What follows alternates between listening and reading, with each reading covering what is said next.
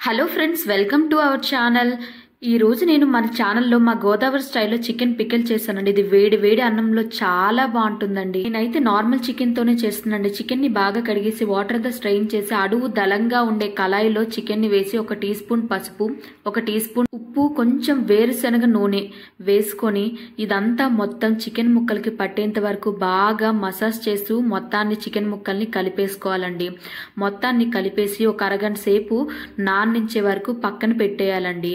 ఈలోగా మనం stove on చేసి చికెన్ ని మీడియం ఫ్లేమ్ లో ఉడికించాలండి. అది ఉడికేలోగా మనం మసాలా తయారు చేద్దాం. స్టవ్ పైన బాండి పెట్టి దాంట్లో 10 నుంచి 12 లవంగాలు, 6 నుంచి 7 యాలక్కాయ, 2 ఇంచుల దాల్చిన చెక్క వేసి ఒక 2 నిమిషాల పాటు వేగించాలండి. దాంట్లోనే ఒక 2 టేబుల్ స్పూన్ల ధనియాలు, మీ దగ్గర మెజరింగ్ స్పూన్స్ ఉన్న దాంతో పాటు వేసుకోండి. 1 టేబుల్ స్పూన్ ఆవాలు వేసుకొని దీన్ని కూడా ఒకసారి వేగించేసుకోవాలండి.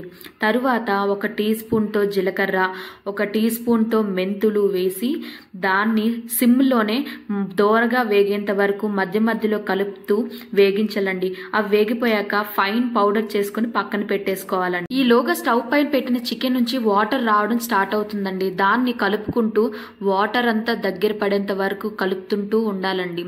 వన్స్ వాటర్ దగ్గర పట్టాక దాన్ని సిమ్లో పెట్టుకుంటూ మెల్లమెల్లగా కలుపుతుంటూ వాటర్ అంతా ఎవాపరేట్ అయ్యాక స్టవ్ ఆఫ్ చేసి చికెన్ ని పక్కన పెట్టేయాలండి.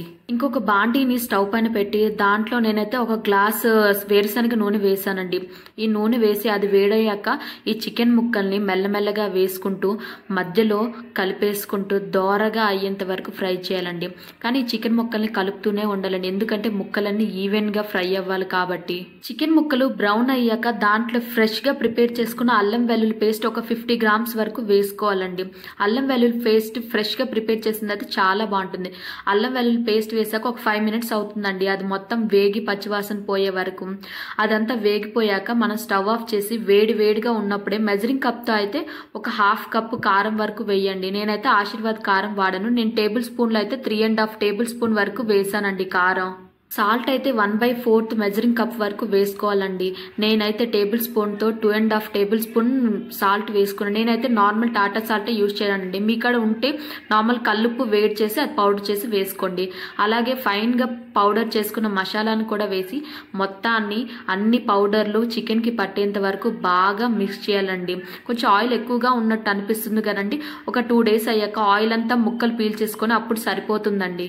నేనైతే ఈ కేజీ పచ్చడికి 3 నిమ్మకాయలు తీసుకున్నానండి. పిక్కలు లేకుండా తీసుకొని పచ్చడి చల్లారినాక మాత్రమే ఈ జ్యూస్ అంతా వేసి ముక్కలకి పట్టేంత వరకు బాగా మిక్స్ చేసి ఒక 24 గంటలు పక్కన పెట్టేయాలండి.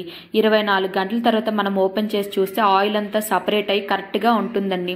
మొత్తాన్ని ఒకసారి మిక్స్ చేసేసుకొని ఏదైనా 8 టైట్ కంటైనర్లో వేసుకుంటే 2 నెలల నుంచి 3 నెలలు వస్తుందండి పచ్చడి. థ్యాంక్ యూ ఫర్ వాచింగ్ అండి. Subscribe to my channel. By.